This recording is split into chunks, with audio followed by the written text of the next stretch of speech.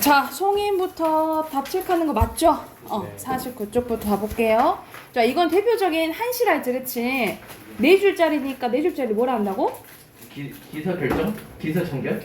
기승전결은 맞는데 서결. 기성결은 3단 구성이고 이건 4단위가 기승전결은 맞는데 네 줄짜리를 뭐라 한다 했지? 기승전결. 절구, 그치? 아. 절구를 한다고. 특히 이거 한자가 몇 개씩고 한 행에 3개?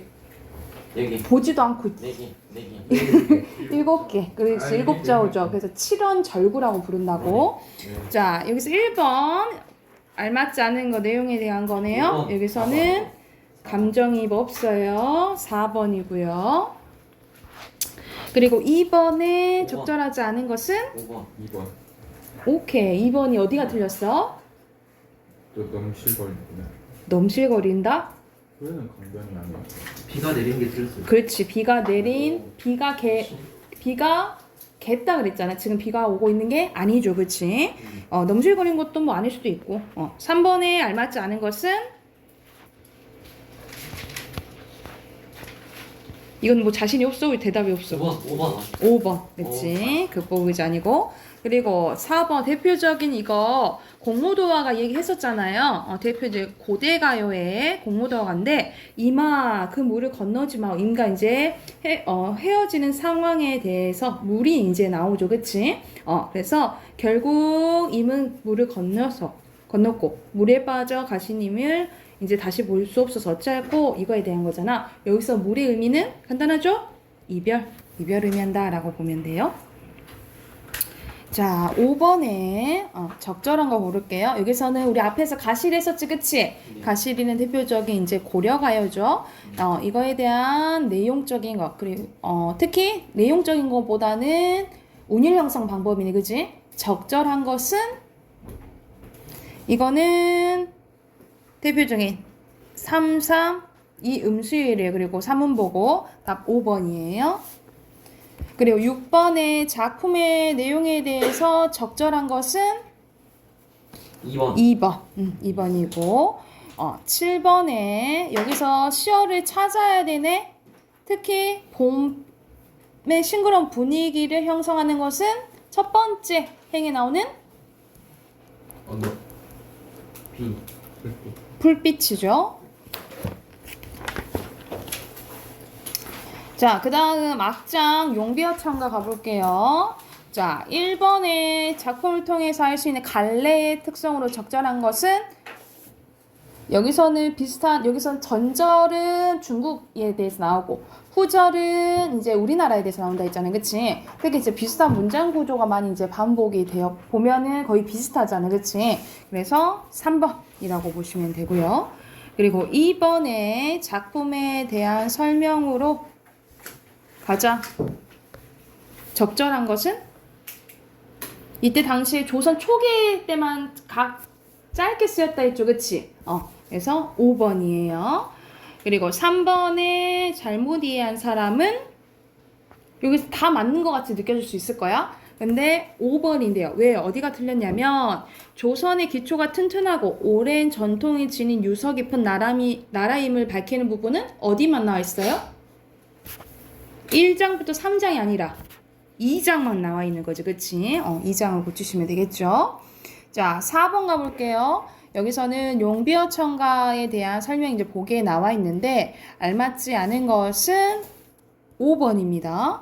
여기서는 1장의 내용은 안 그래요. 3장만 전절인 중국 성왕의 얘기, 그 다음에 조선왕조의 사적 얘기가 나와 있다라고 보시면 돼요. 그리고 이어서 5번에 알맞지 않은 거 몇 번 했어? 3번? 3번이죠. 여기서는 어떤 부분이 틀렸어요? 여기서는 백성이 살기 좋은 세상에 살고 있는 게 아니라 기초가 튼튼하고 뿌리 깊은 나무, 그러니까 기초가 튼튼한 나라는 잘 살게 될 것이다. 이 내용이지 이미 백성이 살기 좋은 나라다 뭐 이런 건 아니죠. 조금 멀지, 그지? 그리고 6번에 이건 조금 어려울 수도 있겠다. 사자성어를 모르면. 근데 여기서는 선생님 마지막 125장에는 임금에 대한 관계 내용이 있다고 했잖아요. 그치? 그래서 중국의 왕이 어떻다 했어? 계속 자기 왕 됐다고 맨 사냥 나갔다 했다가 뒤통수 맞고 사냥 갔다가 다시 안 돌아왔다 했잖아. 그치? 이것을 이제 자기의 본보기 삼아서 이래선 안 된다라는 거잖아요. 그쵸? 그래서 여기서는 다른 사람의 이제 안 좋은 점 보고 나에게 이제 행동에 이제 지침을 만드는 것이 뭐라 하냐면 타산지석 삼는다라고 해요. 그래서 2번이에요. 이런 옹고지신을 알지? 옹고지신 무슨 뜻이야? 옹고지심. 옹고지신. 굳은 마음. 선생님 오늘도 이 옹고지신 선생님 아빠랑 얘기하다가 옹고지신에 대한 결혼해라. 아, 아, 아니 어떤 오늘 선생님 점심에 선생님이 아버님이 나이가 많으시거든요. 약 아빠가 나이가 많아. 왜냐면 엄마랑 나이 차이가 많이 나요. 엄마랑 13살이 차이 나. 그래가지고 올해 칠순이 넘으셨어. 7순 이제 넘으셨는데 나한테 이제 이 얘기를 하니까 약간 못마땅하신가 봐. 선생님이 예전엔 안 그랬는데 지금 변했다고 이러면서 야 그 얘기를 하는 거야. 아무리 세상이 변했대 하더라도 오늘 점심 먹으면서 좀 심오한 얘기를 했는데 아무리 세상이 변했대 하더라도 남자는 남자고 여자는 여자고 이런 얘기를 말씀을 하시는 거야. 그래서 너 나중에 결혼하면은 남자가 요즘 세상에는 남자가 바뀌어가지고 뭐 설거지도 하고 음식도 한다고 하는데 너는 그러지 말아라 나한테 이러시는 거야. 그래서 내가 이랬거든. 아빠는 아빠 나이 때 있는 사람들 중에 제일 꼰대일 거야. 내가 그랬거든요. 너무너무 꼰대인 거야. 그래가지고 근데 나는 선생님 그 옛 조선시대 이런 것도 받들 거는 따라야 될 건 따라야 된다고 생각하거든요. 당연히 막 안 좋은 것만 있는 거 아니잖아. 근데 바꿀 건 안 좋은 건 바꿔야 되잖아요. 그치? 그래서 이거 관련된 게 옹고지신이야. 그러니까는 옛 것에 좋은 것은 받들고 새로운 것은 그러니까 안 좋은 것은 바꿔야 된다. 이런 뜻이고 고진감리는 알죠, 여러분? 고진. 고생 가면. 그렇지. 낙이 온다. 각주 국어문. 각주 이 주자가 무슨 주자가 우리가 한자를 다 할 필요는 없어. 근데 몇 개만으로 힌트를 얻으면 돼요. 이게 주자가 배 주자야. 타는 배. 그리고 검은 칼. 칼. 그치? 그래서 배에서 칼을 딱 잃어버렸는데 그 칼을 찾아야 되잖아. 버렸던 그 칼을 찾아야 되는데 배 위에다 표시를 한 거야. 배 위에다 표시하면 알 수 있어, 위치? 없지.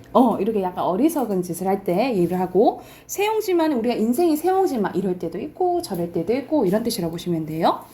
이해됐죠? 자, 그러면 오늘 볼 작품 기다란 게 하나 나왔죠, 그지? 드디어 이제 기다란 게 하나 나왔다. 이거는 우리가 시조가 엄청 길어진 뭐예요? 가사입니다. 가사예요. 근데 옆에 갈래 잠깐 봐볼게. 서정가사, 우리가 서정시라고 하죠. 그치? 감정을 담으면 서정가사라고 하고 정격가사라는 게 나오는데 정격가사는 맨 뒤에 우리가 맨 마지막 줄 있죠. 우리가 시조에서 마지막 줄을 종장이라 하잖아. 우리 종장에 세 글자, 사모, 사사.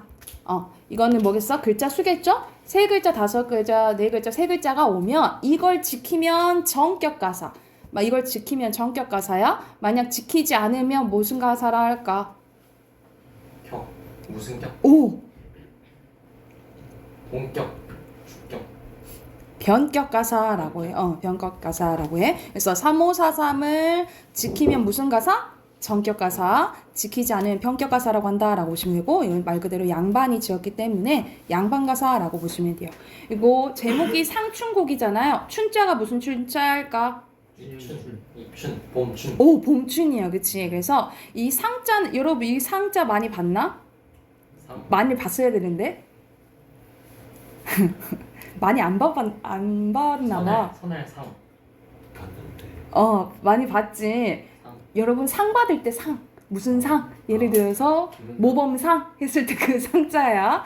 했을 때 이거 무슨 뜻도 있냐면 칭찬하다 이런 뜻도 있어요. 그러니까는 봄을 약간 칭찬하는, 봄을 이제 노래하는 시라고 생각하시면 돼요. 그래서 봄의 이런 풍경, 완상과 안빈낙도에 대해서 얘기하는데 안빈낙도는 우리 고전시가에서 많이 나온 사자성어거든요. 이 빈자가 무슨 빈자일까? 가난할 빈, 그치? 그래서 가난하더라도 그 안에서 즐긴다, 자연을 즐긴다 이런 뜻이라고 보시면 돼요. 그리고 가사는 대표적으로 3단 구성이에요. 서사, 본사, 결사. 근데 서사도 엄청 길고 본사도 엄청 길고 결사도 엄청 길다라고 보시면 돼요. 몇 단 구성이라고?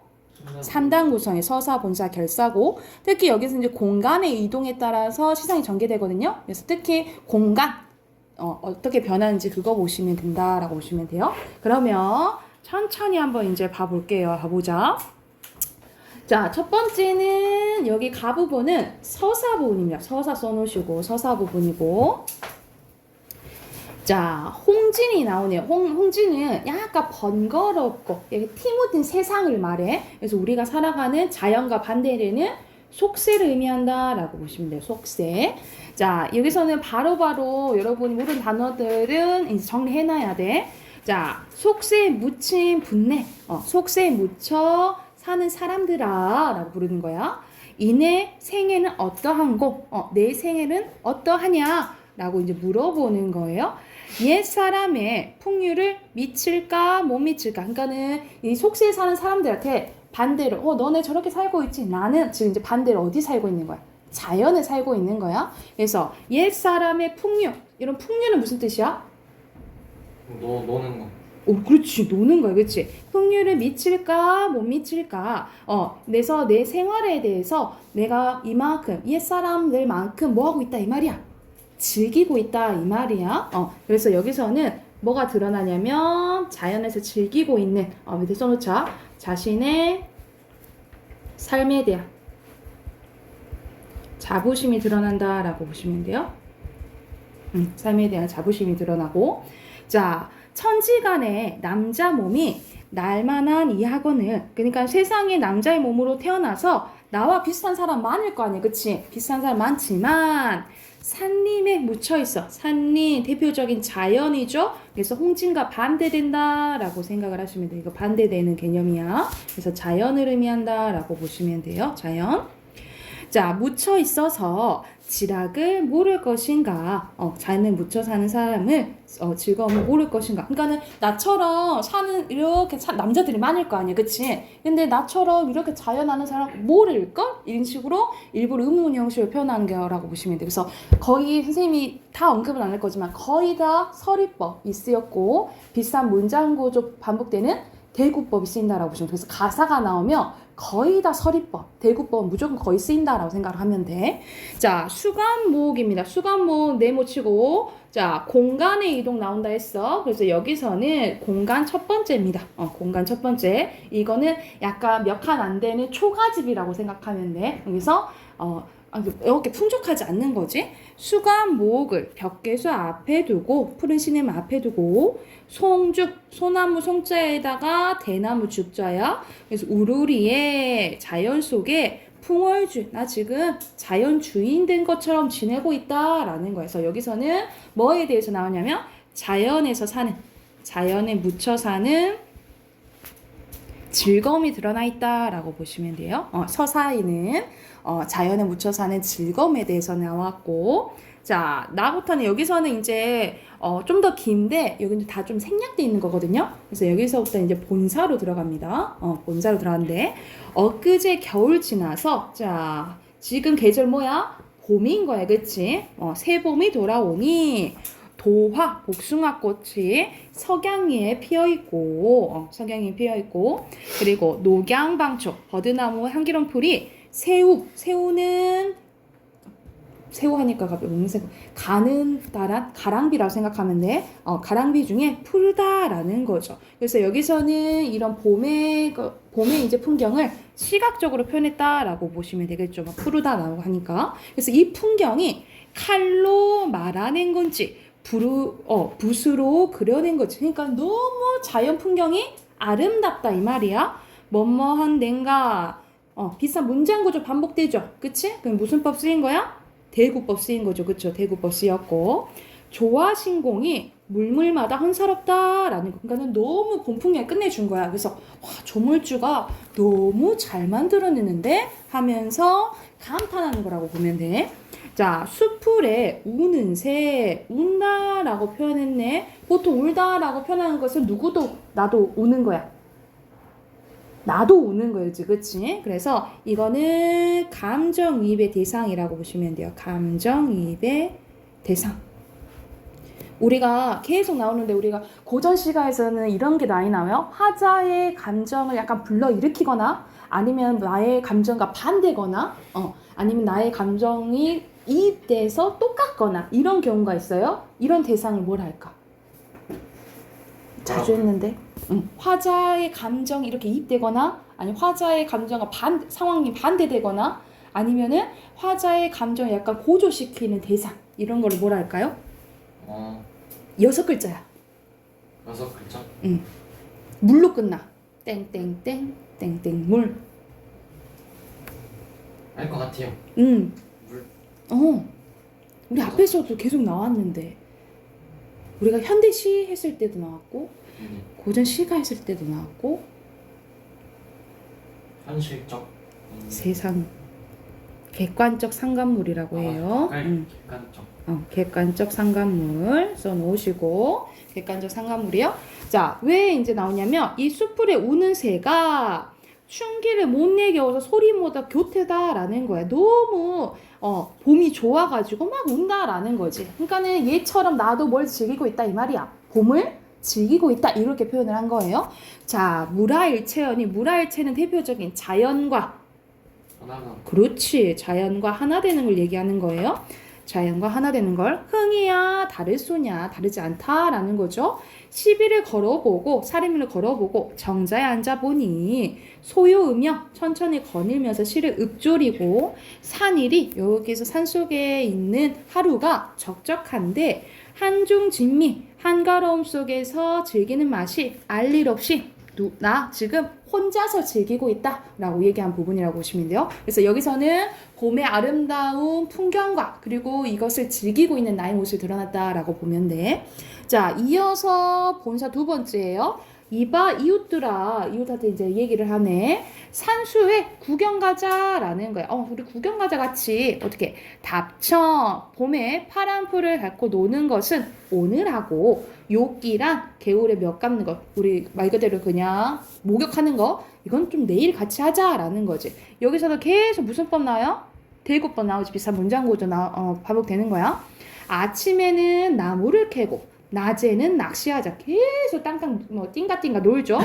갓 깨어 익은 술을 갈건 두건에 받쳐다 놓고 꽃나무 가지 꺾어서 수 놓고 먹는 거야. 끝내주지. 이렇게 꽃가지 넣어서 꽃 하나 따고 한 잔 마시고 꽃 하나 따고 한 잔 마시고 하면서 이제 혼자 즐기는 거예요. 뭐라고? 그리고 화창한 봄바람이 건듯 불어서 녹수 푸른 이제 물을 건너오니 끝내주는 표현이 나옵니다. 청양이 잔해지고 낙홍은 오세진다 라고 나와 있네요. 그래서 여기서는 무슨 뜻이야? 청양 밝은 이렇게 푸른 향은 잔에 이렇게 스며들고 그리고 낙홍 떨어진 꽃잎 그런 것들 있죠. 이건 옥매 다 이제 떨어진다 이렇게 표현을 한 거예요. 그래서 여기서도 대구법 쓰였고 여기서는 이제 술 먹고 즐기는 모습을 이렇게 잘 표현했다라고 보시면 돼요.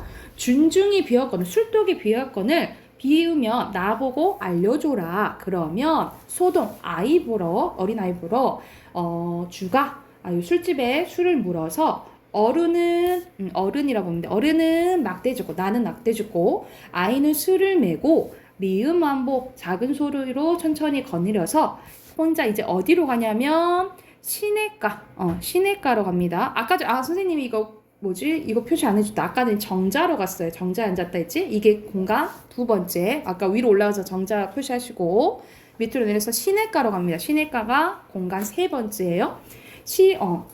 시냇가에 혼자 앉아서 명사는 말 그대로 여기 모래사장, 모래가 좋은 물에 잔 씌어 부어들어서 청류를 굽어보니 이렇게 물이 이제 흘러가는 것을 보니 떠오는 게 뭐라는 거야? 이렇게 물가에 떠오르는 게 복숭아꽃이다라는 거죠. 우리가 고전 시가에서 보통 복숭아꽃, 도화가 복숭아꽃이거든요. 이게 나오면 종교적으로 도교 생각하시면 돼요. 도교.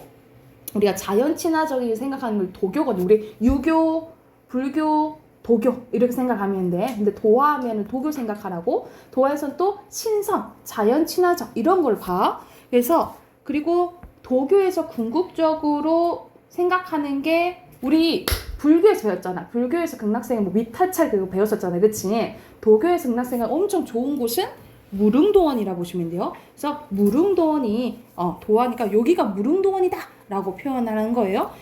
고로 여기가 이상향 같다. 이상적인 공간 같다. 이렇게 표현한 거지.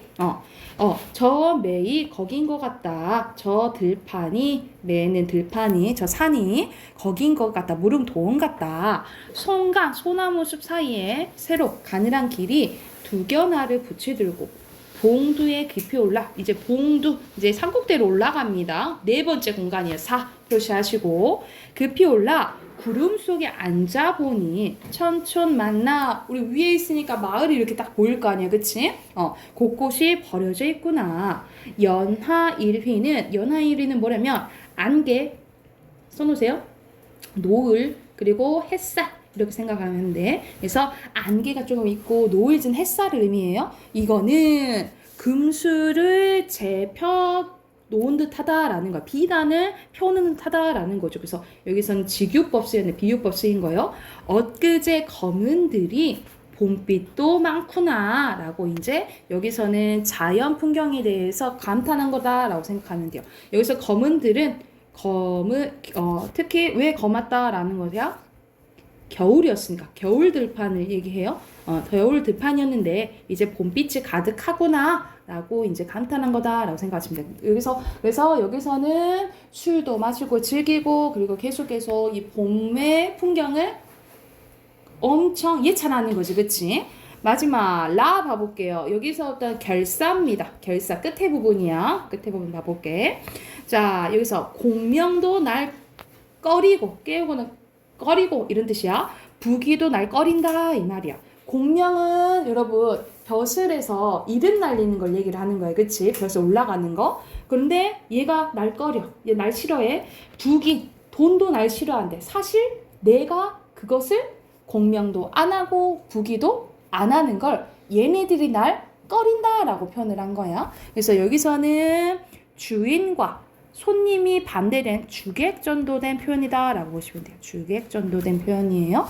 공명도 날 꺼리고 부기도 날 꺼린다 이 말이지. 그래서 여기서는 공명, 부기, 세모 쳐놓으시고 그리고 이거를 꺼린다 표현했으니까 사람처럼 표현한 의인법도 되겠죠. 그치? 의인법. 청풍명월에서 시원한 바람이랑 밝은 달, 거의 이제 자연이라 보시면 되겠죠. 자연 외에 어떤 것이 있겠냐 이 말이야. 아마 자연이 벗이다 라고 표현한 거죠. 계속 서리법 나오는 거예요. 서리법. 이런 의문형 어미로 들어간다 서리법이라고 보면 돼. 그래서 나는 뭐밖에 없어. 자연밖에 친구가 없어. 친구라고 표현했으니까 이것도 의인법 되겠죠. 그치? 단표누왕은 우리가 가난하지 않은데 가난하지 않은 약간 소박한 걸 의미해. 허튼 해음 아니한다 라는 거죠. 허튼 해음은 쓸데없는 생각, 흐트러진 생각, 헛된 생각이라고 보면 돼. 그래서 세모 이런 거 아니한다 이 말이야. 이 흐트러진 생각은 뭐냐면 자연에 있으면 당연히 내가 살던 어디 생각나겠어. 속세 생각나겠지, 그치? 그래서 이건 속세에 대한 약간 미련 이런 것들을 의미한다 라고 보면 돼.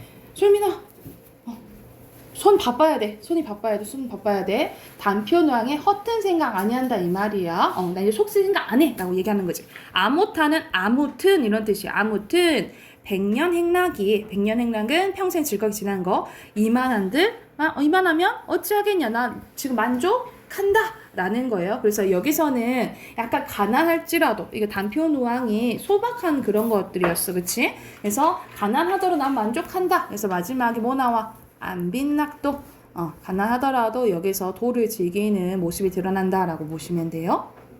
그리고 마지막에 몇 글자나? 아무튼 3, 백년행락 5, 4, 4. 그치? 3543이나 3544 오면 되는 이거 그러니까 무슨 가사?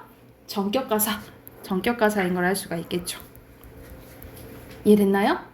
그래서 여기 부분 보시면 돼요. 그래서 선생님이 해석한 것처럼 옆에 해석한 거 놓치면은 옆에 해석된 부분 있거든요. 그거 참고하셔서 이제 보시면 돼요. 그래서 여기서는 봄에 즐거움에 대해서 봄의 그 경치에 대해서 감탄하는 부분이라고 보시면 됩니다. 이해가 됐나요? 그래서 보시고 옆에 문제 풀어오시면 되고요. 관동별곡은 다음 시간 할게요. 이거 너무 좀 길어가지고. 그리고 소설로 갑니다.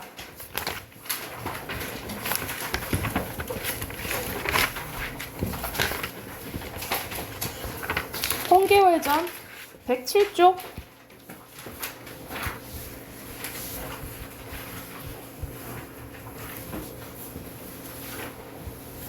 자, 여기서 알맞지 않은 것은 여기서는 특히 우리가 고전소설은 서술자가 개입되는 경우가 많다 했잖아요. 그치? 근데 여기서는 선생님이 언급해 편집자적 논평 어디 쓰였다 했어요? 그렇게 막 보이지는 않네. 그치? 그래서 5번이에요. 서술자 개입 부분 안 나오고. 2번에 알맞지 않은 거 5번이에요. 처음에 자기가 그 홍계월이 여고, 그러니까 자기 시아버지지? 한 번에 못 알아보지. 그치? 다시 보니까 시아버지였죠. 그리고 3번에 적절하지 않은 건데 여기서는 3번이죠. 천자의 도움으로 목숨을 구한 거야? 오히려 홍계월이 천자를 구해준 거죠. 그지? 다시 올라가서 여기서는 4번 대표적인 고려가요입니다. 서경별곡인데 여기서는 여자가 님 따라서 간다 이 말인 거야. 헤어질 수 없어. 그래가지고 가시리는 소극적인 여성의 모습을 나왔잖아. 그치? 이거는 이제 적극적인 약간 여성의 모습이 나와요. 그래서 여기서는 공통점은 보통 이제 우리 조선 여자는 소극적이고 수동적이고 지고지순하고 약간 우리 선생님 아빠가 선생님을 그랬으면 좋겠다라고 생각하는 것처럼 그렇지만 여기서는 되게 적극적이다라고 보시면 돼요. 그래서 3번이에요. 4번에 3번. 여기서는 계월은 뭐 남성의 집에서 벗어나는데 복이 화자는 아니지. 그치? 그리고 5번에 2번이고요. 6번에 적절한 거. 딱 보이죠? 몇 번? 민수 몇 번 했어? 4번. 그치? 자, 춘향전으로 갑니다.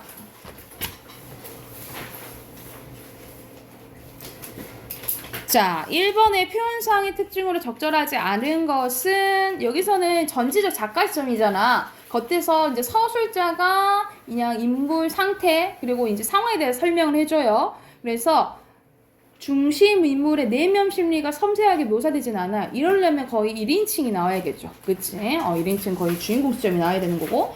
2번에 적절하지 않은 것은 5번입니다. 토사구팽은 뭐냐면 쓸모가 없어지면 버림받는다 이런 거거든요. 그런데 본관 사또는 그래서 버림받은 거야? 지가 잘못해서 그냥 봉고파직 당한 거잖아요. 그죠?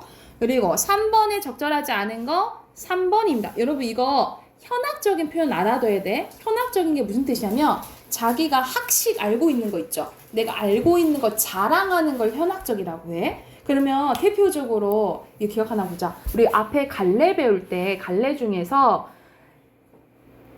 귀족층의 특히 고려 귀족층이 자기들 아는 거 자랑하는 갈래 있었는데 그게 뭐였죠?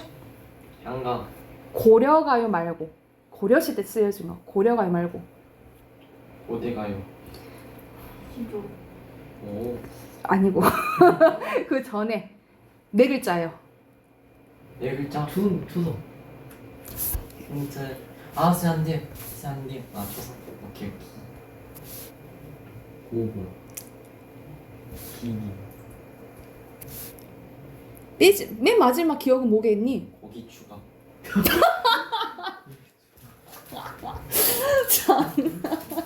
기억.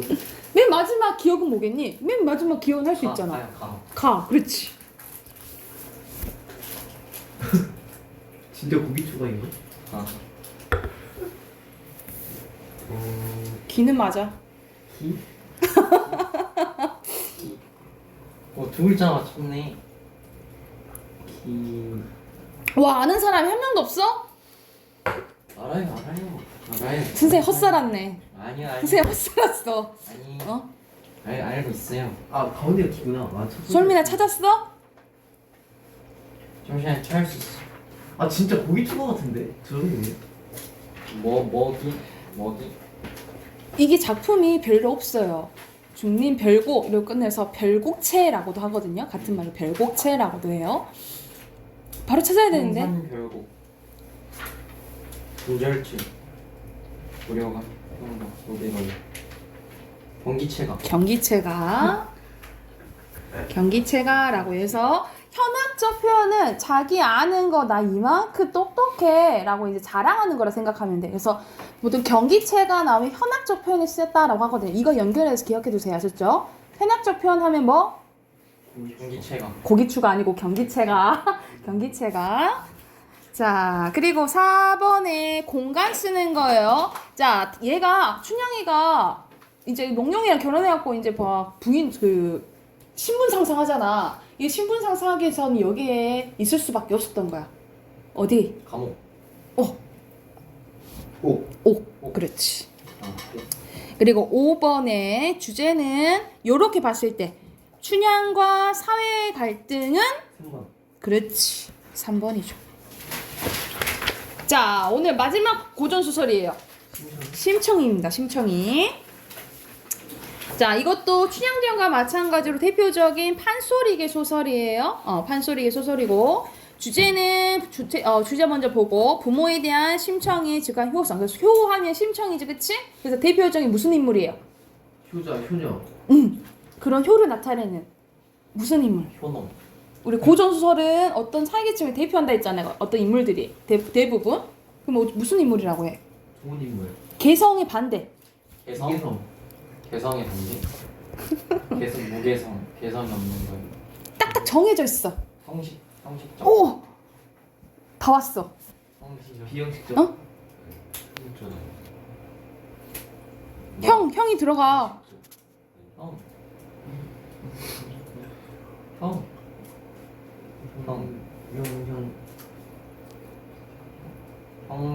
전형적. 그렇지. 전형적 인물이라 생각하시면 돼요. 자, 그럼 바로 본문 가볼게. 자, 어느덧 동방이 밝아오니 이 이제 날이 밝아온 거예요. 이 날은 어떤 날이냐면 심청이가 이제 죽는 날인 거예요. 그렇지. 죽는 날인 거야. 심청이 아버지 진지나 자 마지막에 지어드리라 하고 문을 열고 나오니 벌써 뱃사람들이 살인문 밖에서 오늘 배 떠난 날이 오니 수에 가게 해주시오 하니까 심청이 이 말을 듣고 얼굴빛이 없어지고 손발에 맥이 풀리고 목이 메고 정신 어지러워 뱃사람들을 겨우 불러가지고 뭐라 얘기하냐면 이보시오 선인네들 나도 오늘은 배 떠난 줄 이미 알고 있으나 내 몸 팔린 줄 우리 아빠가 아직 모르십니다. 만약 아시게 되면 지레 야단 날 테니 잠깐만 기다리시면 진지나 마지막에 지어 잡수시게 하고 말씀 여쭈고 떠나게 하겠어요. 심청이 들어와 눈물로 밥을 지어 아버지께 올리고 상머리 마주 앉아 아무쪼록 진지 많이 잡수게 하느라고 자반도 떼어 입에 넣어드리고 김쌈도 싸서 수저에 놓으며 진지 많이 잡수셔요. 신봉사는 철도 모르고 야 오늘이 반찬 유난히 좋구나 네 집 제사 지냈느냐 이랬다는 거지. 근데 그날 밤에 꿈을 꾸었는데 그래서 여기서 꿈은 미래 좀 알려주는 부분이라고 보시면 돼요. 이날 꿈을 꿨는데 부자가는 천륜지간이라 꿈에 미리 보여주는 바가 있었다라고 이제 또 서술자가 얘기를 해주네. 그치? 여기가 어디 부분이에요? 서술자가 개입됐어. 전기적. 서술자가 개입됐다니까? 전지적. 잠깐 개용. 개입. 전지적. 잠깐. 삼인지. 편집자적 논평이에요. 맞아. 좀 기억해야 너무 어려워. 이건 이제 기본적으로 알고 있어야 돼. 딱 나와야지. 자, 아가가 이상한 일이 있더구나. 간밤에 꿈을 꾸니까 네가 큰 수레를 타고 하염없이 가보인다라는 거야. 그래서 이거는 뭘 암시하는 걸까? 죽음. 그렇지. 심청이의 죽음. 이것을 이제 암시하고. 그리고 자, 두 번째로는 더 결과적으로 보면은 나중에 심청이가 왕후가 되거든요. 그래서 황후가 되는.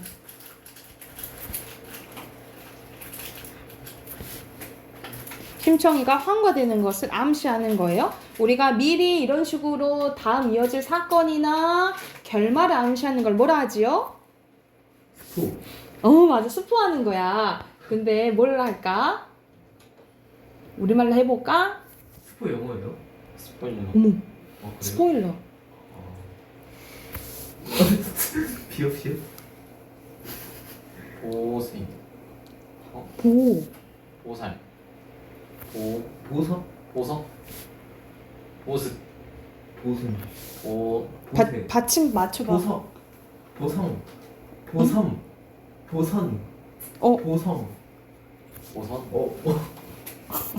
어디까지 하나 가보자. 어디까지 하나. 보선. 미리 알려주는 거. 그렇죠. 좋네네. 복선이에요, 복선. 수레라 하는 것이 귀한 사람이 타는 것인데 우리 집에 좋은 일이 있을란가 보다. 그렇지 않으면 너 장승상 댁에서 가마텔라가 온다. 그러니까 장승상 댁이 이제 친하게 지내던 그 댁인데 양반집 댁인데 아마 여기서 너 막 입양해 가고 이런 거 아니야? 라고 이제 얘기를 하는 거예요. 그래서 자, 심청인 저 죽는 꿈인 줄 짐작하고 제가 못난 딸 자식으로 아버지를 속였어요. 공양미 300석을 누가 저에게 주겠어요. 남경 뱃사람들이 인당수 제물로 몸을 팔아 오늘이 떠나간 날이니 저를 마지막으로 보셔요 라고 한다라는 거지. 그러니까 왜 이런 식으로 했냐면 뱃사람들은 날씨가 되게 중요하잖아. 그래서 약간 이제 1년에 한 번씩 제사 드리는 게 있었는데 특히 이제 사람을 이제 제물로 바쳤다라는 거죠. 그래서 이제 팔려고 하게 된 거야. 왜 특히 이제 공양미 300석을 얘기했냐면 스님이 너서 공양미 300성을 이제 시주를 하면은 너희 아빠 신봉사잖아. 눈이 안 보이잖아요. 너희 아빠 눈 보이게 해줄 거야. 그래서 이제 심청이가 아버지를 위해서 이제 죽게 됐다라고 보시면 돼요. 그래서 신봉사가 말을 듣고 참말이냐 참말이냐 에고 웬 말인고 하면서 여기서는 몇 글자씩 와요? 네 글자씩 오지, 그렇지? 그래서 여기서는 사사조 음수일과 몇음보 사음보 쓰여서 약간의 이제 운율이 느껴진다라고 보시면 돼요. 그래서 이거는 뭐의 영향? 판소리의 영향이다라고 보시면 됩니다. 이거는 판소리의 소설이니까 판소리가 먼저 있고 이것을 기반으로 소설이 만들어진다라고 보시면 돼요. 못 가리라 네가 날도록 묻지도 않고 네 마음대로 한단 말이냐. 네가 살고 내가 눈을 뜨면 그는 마땅한 일이나 자식 죽여 눈을 뜬데 그게 참 할 일이냐. 너희 어머니 늦게야 너를 낳고 초일에 안에 죽은 뒤에 눈 어두운 늙은 것이 품 안에 너를 안고 이 집 저 집 다니면서 구차한 말 해가면서 동양저 얻어먹고 이만큼 자랐는데 내 아무리 눈 어두나 너를 눈으로 알고 너희 어머니 죽은 뒤에 걱정 없이 살았더니 이 말이 무슨 말이냐. 말아 못하리라. 아내 죽고 자식 있고 내 살아서 못하겠냐. 너하고 나하고 함께 죽자. 눈을 팔아 너는 살 테니 너를 팔아 눈을 뜨는데 내가 못하면 눈을 뜨겠냐 하면서 안 된다라고 이제 말리는 거야. 근데 이제 어쩔 수 없는 상황이 된 거죠. 자, 소저가 여기서 소저는 이제 심청이 얘기해요. 심청이가 이제 결국 이제 11일 따라가니 승상 부인이 이 승상 부인이 아까 장승상 때 부인인 거야. 이 춘향이를 아꼈거든요. 그래서 문 밖에서 심청이 이제가 팔려간다는 소식을 듣고 이제 온 거예요. 그래서 이 무상한 사람아 나는 너를 자식으로 알았는데 너는 날 어미같이 알지도 않는구나. 쌀 300성에 몸을 팔려 죽으러 간다 하니 효성이 지극하다마는 네가 살아 세상에 있는 거 하는 것만 같겠냐. 나와 의논했더라면 진작 주선해 주었지. 쌀 300석을 이제라도 다시 내어줄 테니 뱃사람들 도로 주고 당치하는 말 다시 하지 마라. 이렇게 했어. 그러니까 솔직히 이 얘기 들으면 아 그래 주실래요? 이럴 수도 있잖아. 근데 아니 이미 저 약속했으니까 약속을 지킬 거예요. 하고 진짜 인당수에 뿅 빠져요. 뿅 빠져요. 그래서 그 이제 헤어질 때의 이제 내용이라 보시면 됩니다. 부인이 반기어 종이와 붓을 내주니 붓을 두고 글을 쓸제 눈물이 비가 되어 점점 떨어지니 송이 꽃이 되어 그림 족자였다. 안방에 거르고 보니 글은 이러했는데 시가 일부분 이렇게 나오죠. 우리가 이렇게 소설에서 시가 들어가는 경우가 있거든요. 이렇게 시의 효과 봐볼게. 이 시는 보면은 우리가 소설은 줄거리자 쭈르륵 하면은 지루할 때가 있잖아요. 그치? 그래서 이렇게 시가 들어가면 이렇게 약간 단조로움을 해소시켜준다. 라고 보시면 되고요. 그리고 이제 운율감도 당연히 뭐 늘어가겠죠. 그리고 어떤 게 있냐면 시는 화자의 정서, 특히 감정에 대해서 집약적으로 보여주는 경우가 많아요. 그래서 인물의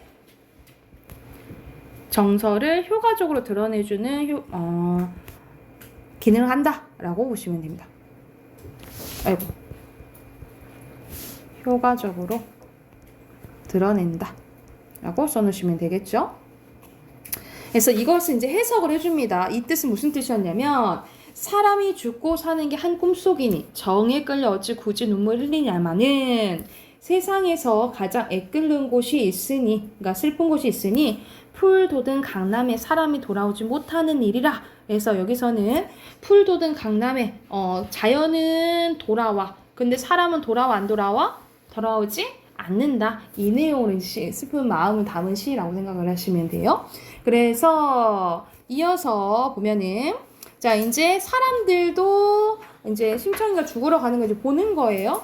엎어지면 자빠지면 붙들어 나가 이제 건너지를 바라보니까 아무개네 큰아가 바느질 수놓기를 누와 함께 하려느냐 작년 5월 단오날에 그네 띠게 놀던 일을 네가 행여 생각나느냐 나무개네 작은아가 금년 7월 7석에 밤에 함께 기원하자니 이제는 허사로다 언제 다시 보겠냐 너희는 팔자주와 양치 모시고 자릴 거라고 이제 인사하는 거예요. 동네 남녀노소 눈이 시리도록 서로 붙들고 울다가 마을 여기에서 서로 손을 놓고 헤어졌다. 그때 하느님이 아시던지 밝은 해는 어디 가고 어둠침침한 구름이 자욱하여서 청산이 찡그린 듯하고 표시해놓죠.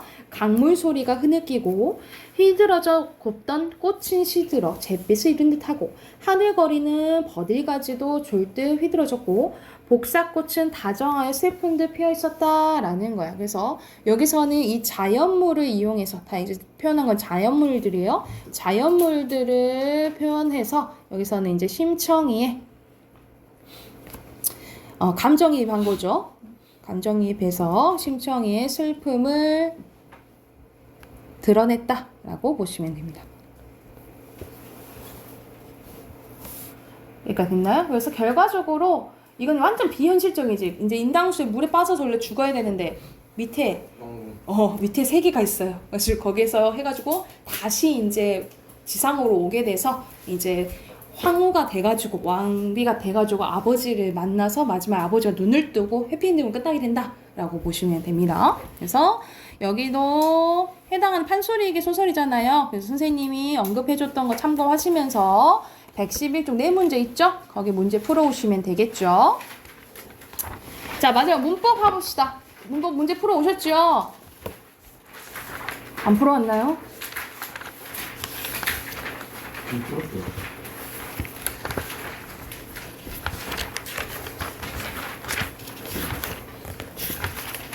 156조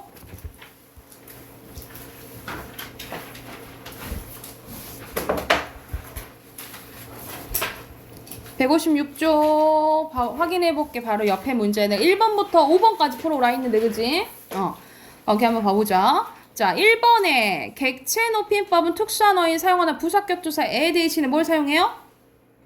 깨 사용하죠. 그리고 자, 화자가 자신보다 어린 청자를 낮추는 것은 상대 높임법. 높임법이라 해서 높이는 것만 있는 거 아니라 했어. 낮추는 것도 있다 했어.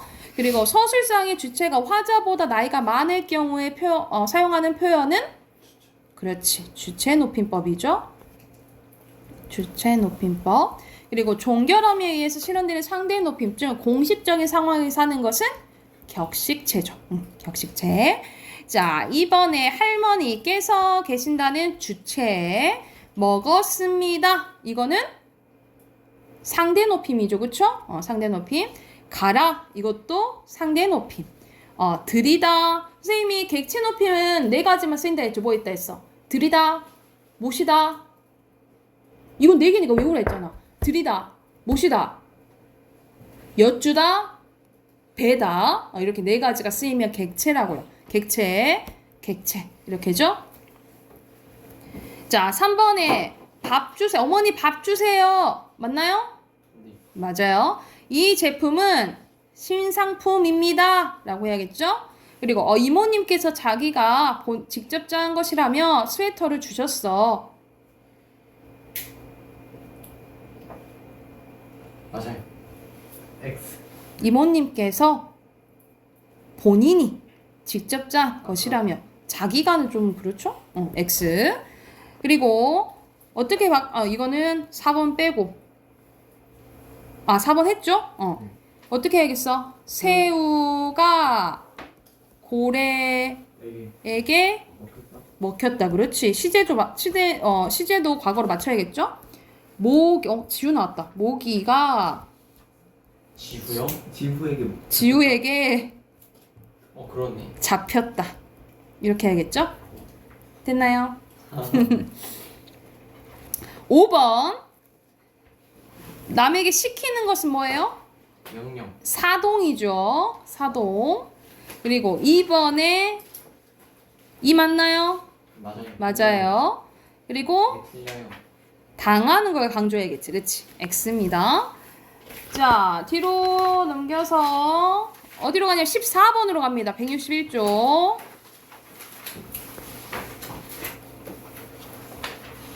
맞죠? 네. 14번. 자, 피동 표현으로 예로 적절한 거. 3번. 네? 네? 네. 2번. 5번이죠? 아 그러네. 5번이에요. 흔들리다. 그리고 15번에 적절하지 않은 거. 적절하지 않은 건 여기서는 3번인데 니은과 디귿 한번 봐볼게요. 니은과 디귿 봐보면 두 학생이 4마리를 잡았다와 참새 4마리가 두 학생에게 잡혔다예요. 근데 여기선 여러 가지로 해석될 수 있는 것은 네. 여러 가지로 해석될 수 있는 것은 오히려 능동문이겠죠? 그치? 여기 봐. 능동문이겠지? 여기서는 참새 4마리가 두 학생이 잡힌 거잖아. 그치? 근데 두 학생이 참새 4마리 잡았는데 같이 4마리 잡았는지 각각 2마리씩 잡았는지 그치? 한 마리 3마리씩 잡았는지 달리 해석될 수 있잖아. 오히려 능동문이 더 달리 해석될 수 있겠죠. 이해됐나요? 그리고 16번 가볼게요. 여기서는 같은 유형끼리 만드는 거네. 여기서는 이 파생인지 통사적인지 또는 어휘적인지 이걸 얘기하는 거예요. 여기서는 히잖아. 그럼 뭐야? 파생이지? 어졌다 쓰였잖아. 그러면 통사죠? 그리고 당했다는 어휘적인 거죠? 그치? 그리고 들리다 해서 리 쓰였잖아. 이건 파생적이죠. 답 2번. 자, 17번에 알맞지 않은 거. 여기서는 답이 딱 보이네. 몇 번이에요? 2번. 자, 능동문으로 바뀌어서 폭풍 이 하면서 뭘 만들어야 돼? 주어를 만들어야겠죠. 그치? 폭풍이 마을을 휩쓸었다. 이렇게 돼야겠죠. 그치? 자, 그리고 18번 가볼게요. 18번에 알맞지 않은 것은 4번인데 잊혀졌다가 아니라 어떻게 해야 되겠어요? 잊혀졌다가 아니라 잊혔다. 잊혔다. 이렇게 해야겠죠. 잊혀졌다는 이중피동이잖아. 그치? 그래서 둘 중 하나만 써야겠어. 그치? 그리고 19번 가볼게요. 19번에 사동이랑 피동 쓸 때 적절하지 않은 거네. 5번이에요. 이거 어떻게 고쳐야겠니?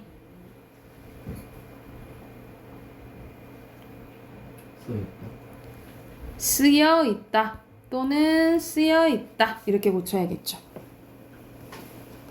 왜냐면 이건 쓰여잖아. 이중피동인 거죠. 그치? 쓰여나 쓰여 이렇게 고쳐야 된다라고 보시면 돼요. 20번에 적절하지 않은 거 4번 4번이고요. 그리고 21번에 피동의 예 5번.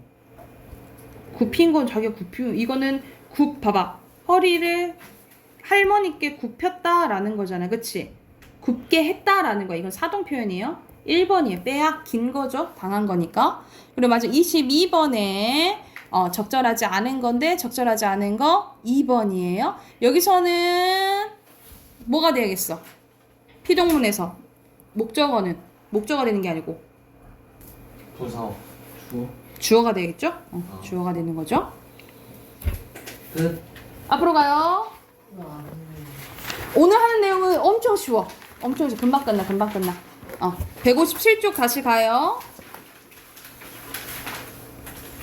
오늘 할 부분은 시제입니다. 시제. 여러분 과거 우리 문장 보면 과거인지 현재인지 미래인지 너무 잘 알잖아요. 그지? 일상생활 사용하니까. 그런데 이거는 개념만 알아두시면 돼요. 개념만. 자, 시제입니다. 시제는 뭐래요? 화자가 말하는 시제는 뭐라 하냐면 발화시라고 해요. 화자가 말하는 거 발화시. 그리고 어떤 일이 일어난 것을 사건시라고 해요. 여러분 보면 과거는 사건이 먼저야, 발화가 먼저야? 사건. 사건이 먼저. 그렇지. 그리고 현재는 사건이랑 발화가 동시. 동시. 그렇지. 그리고 미래는 발화가 먼저야, 사건이 먼저야? 발화. 발화. 그렇죠. 이것만 알면 돼. 그래서 자, 과거 시제부터 가볼게. 사건 시가 발화 시보다 앞서는 시제예요. 앞서다라는 것이 먼저 일어났다 이렇게 생각하면 돼. 그러면 사건 시보다 사건 시, 그러니까 기준은 발화 시가 기준이라고 생각하시면 돼. 봐봐, 발화 시가 기준이야. 그래서 발화 시를 기점으로 사건이 앞선 시제는 무슨 시제예요? 선생님 방금 뭐라 했어? 발화 시를 기점으로 사건 시가 앞선 시제. 과거. 그렇지. 발화 시를 기점으로 사건 시가 뒷선 시제는 뒷서다는 나중에 났다는 거. 미래. 이걸 이제 봐야 된다 이 말이야. 사건 시가 발화 시보다 뒷선 시제는 과거. 현재. 미래. 미래죠. 이런 식으로 잘 봐야 된다 이 말이야. 사건 시가 무슨 뭐라 했어? 사건 시가 발화 시보다 앞선 시제는 과거. 이걸 구별할 줄 알면 된다고. 자, 그리고 여기서는 옆에 봐보자. 선어 말함이 과거인 at은 거의 이제는 이거는 거의 대과거 막 이 대과거 말 하잖아, 그치? 현재는 그래. 나 거기 살았었다는 지금은 살지 않는다 이 말인 거잖아요, 그쵸? 이거 구별하시면 되고. 그리고 관형 사용어민 더는 사용되고. 그리고 어제 옛날 같은 부사가 사용된다라고 보시면 돼요. 그리고 현재 봐보자. 현재는 니은 사용되고, 그리고 관형 사용은 는, 그리고 서술격 조사나 형용사에는 은이 사용된다라고 보시면 돼요. 시간적 부사어는 오늘, 지금 이런 것들 사용되고, 그리고 미래는 get이나 리가 사용되는데 여러분 여기서 get 있잖아. get은 미래만 의미하는 게 아니에요. 나는 내일 성공을 하겠다. 이건 어떤 게 담겨져 있는 거야, 약간? 미래. 미래도 있지만 하겠다. 현재. 어떤 의미가 담겨져 있어? 하겠다. 나의 뭐가 반영돼 있어? 의지. 그렇지. 의지나 그러니까 미래뿐만 아니라 의지나 또는 뭐 추측. 오늘 거기는 좀 눈이 오겠는데? 이럴 때 있죠. 이런 추측이나 또는 어떤 가능성 이런 의미도 지닌다라고 보시면 돼요. 그러니까 get이 만약 미래 의미만 지닌다 하면 이제 틀린다라고 보시면 돼요. 그리고 관형 사용어미를 할 것이다 이런 거, 그리고 내일, 내년 이런 것들이 사용되면 미래 시제라고 보시면 됩니다. 그래서 이거는 그 개념이 중요해요. 뭐가 더 앞섰는지 뒤섰는지. 항상 기준은 뭐라고? 기준은 발화시라고 생각하시면 돼요. 발화시. 그리고 동작장 가보자. 동작은 하고 있는 거. 말 그대로 진행되고 있으면 진행사. 완료됐으면 완료상이에요. 그래서 나 먹고 있다. 나 먹고 있어. 나 가고 뭐해 되어 간다. 돼간다. 이렇게 하면 진행이겠지. 그리고 먹어 버렸다. 이런 식으로 하면 완료겠죠. 그렇죠? 그래서 이런 뒤에 있는 것들 있죠. 이런 것들은 이제 보조 용언이거든요. 보조 용언은 이제 실행된다라고 보시면 됩니다.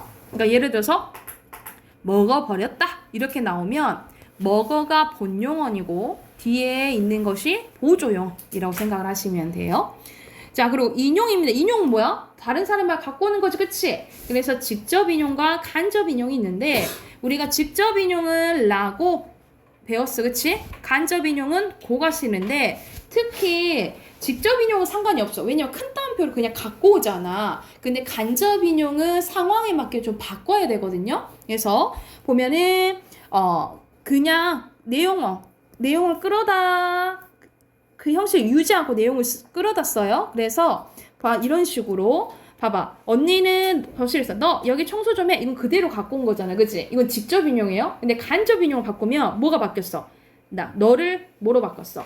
나에게 거실 청소하라. 해를 하라고 이런 식으로 알맞게 바꿔줘야 된다라고 보시면 돼요. 그래서 간접 인용이 조금 바꿔야 되는 부분이 있다. 그래서 이런 식으로 인칭 대명사나 지시 표현 그리고 높임 표현, 문장 종결 표현을 다 바꿔야 되기 때문에 이런 걸 다 신경 써가지고 바꿔야 된다라고 생각하시면 돼요. 여기가 됐나요? 그러면 옆에 6, 7, 8 있죠? 6, 7, 8로 바로 풀어봐. 하고 끝내줄게.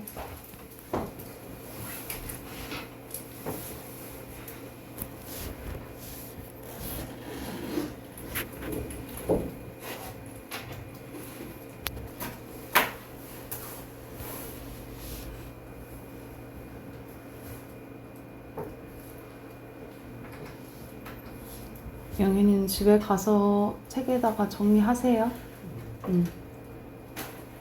자, 같이 가볼까? 6번에 가보자. 1번에 기억 기억, 2번에 니은, 디귿 디귿, 미음, 리을이죠? 간접 직접 그리고 여기서는 뭐라는 거야? 간접 직접 바꿔야 되는 거잖아. 철수는 어떻게 해야겠다? 큰 따옴표로 우리 형이 우리 형이 드디어 우승을 차지했어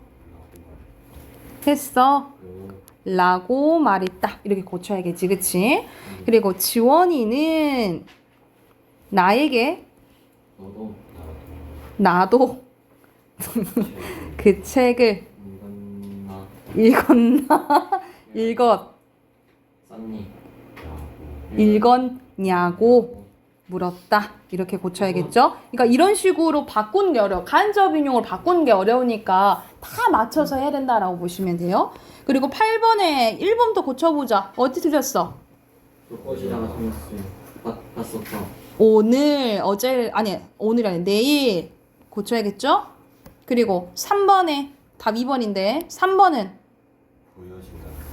보여진다가 보인다. 그리고 이것도 틀렸어. 쓰일 이중피동 쓰였죠? 그리고 4번에 나에게 라면 먹을래? 라고 물었다. 그리고 인명을 보호할 수 있는 법안이 마련? 되었나가 뭐야? 되어야. 그렇지. 갑니다. 오케이. 여기까지 하고 숙제 표시 165쪽까지 29번까지 풀어오세요. 아셨죠? 오늘 숙제 다 해오시고 어휘 틀린 거 3번씩 다 써오셔야 돼요.